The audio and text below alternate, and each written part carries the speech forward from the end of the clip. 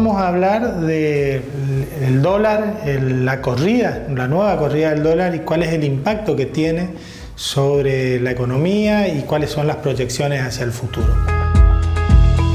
Primero vamos a ver la curva del dólar. Esto es un gráfico de los últimos 3 meses y medio, casi 4 meses, en donde arrancábamos allá por mediados de abril en 21 pesos y en la actualidad cercano a los 31. Estamos viendo una variación del dólar muy importante y muchos se preguntan el por qué. Bueno, la Argentina tiene un problema estructural, la falta de dólares.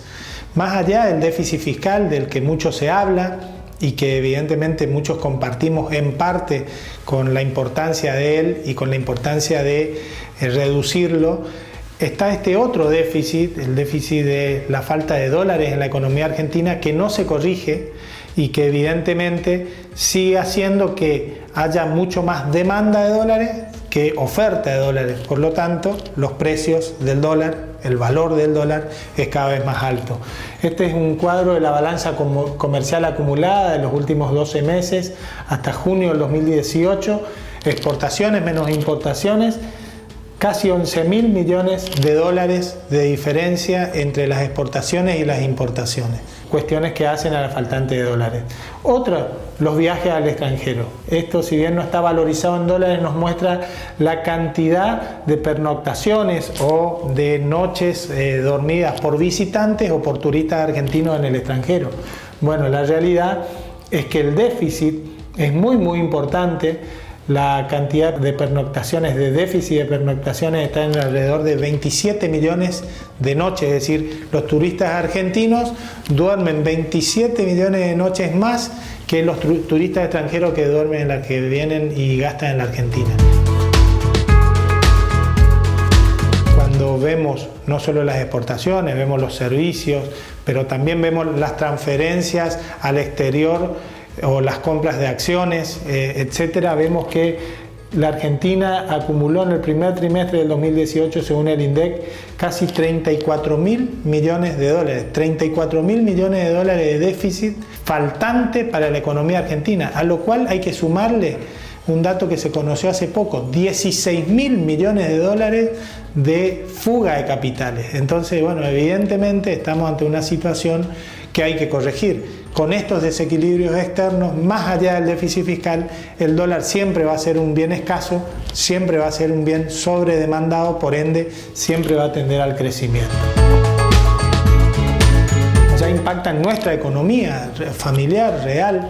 Vemos que esta es una variable que va comparando las devaluaciones con la inflación. Vemos cómo arrancó allá por febrero del 2016 con un dólar un 41% arriba de la inflación. Esta curva fue cayendo incluso en abril y en julio del 2017 y en noviembre del 2017 se había equiparado, es decir, la inflación había alcanzado al dólar.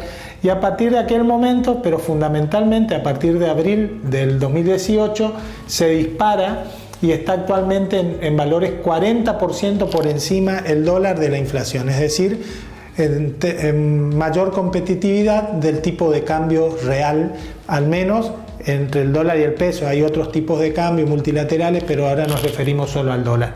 ¿Por qué? Si el dólar subió tanto, no impactó de lleno en la inflación. Bueno, efectivamente hemos tenido una aceleración de la inflación muy importante. De hecho, las proyecciones con cerca de 10% de devaluación que lleva en el mes de agosto, las proyecciones para fin de año, todas hoy ya están por encima del 35% de inflación. Recordemos que la Argentina se había comprometido con el Fondo Monetario Internacional a no superar el 32%. Bueno, desde el mes de agosto en adelante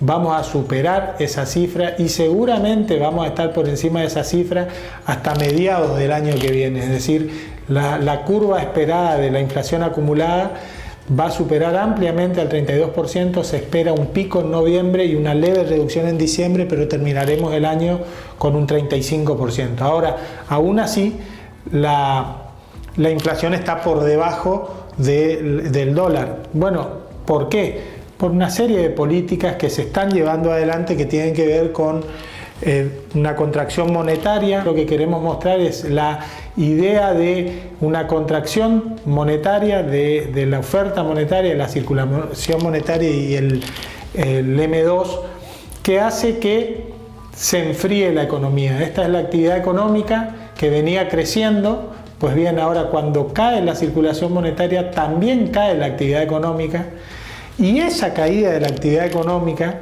hace que, con la caída de la actividad económica que se vio en todos los sectores, vemos que en el 2017 teníamos a la construcción por arriba, siendo uno de los motores de la economía, pero también teníamos a la industria con valores positivos.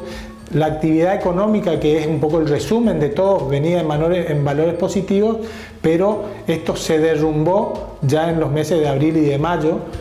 Los datos posteriores que se cuentan son los de actividad económica, actividad industrial, los de la construcción, que también siguieron cayendo en junio y en julio. Con la caída de la actividad económica, lo que se logra es esto: que no se vuelque toda esta devaluación, que son en los últimos 4 meses el 50% del dólar, un 50% de devaluación, no se volcó de manera completa a la inflación minorista, que va a ser en torno al 12,5%, aunque la mayorista va a tener seguramente un orden de entre el 22 y el 24%. Ahora, ¿por qué se da esto? ¿Por qué se da esta diferencia?